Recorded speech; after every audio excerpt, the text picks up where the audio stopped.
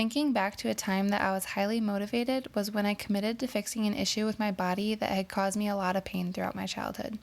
For the longest time, I had daily stomach aches that I would brush off and didn't take as seriously as I needed to.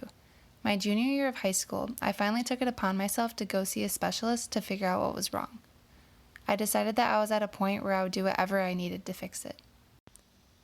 I was used to eating the diet of a typical teenager and hadn't put much thought into what specifically was making me feel that way.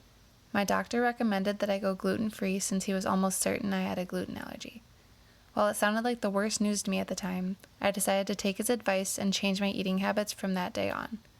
As soon as I noticed the difference it was making, I wanted to take it a step further and cut out more foods that may have been doing harm to my body. So rather than just eliminating gluten, I also stopped eating meat, junk food, and processed foods, while also drastically cutting back on dairy and sugar. It was and still is one of the best decisions I've ever made, and I'm the healthiest and happiest I've ever been.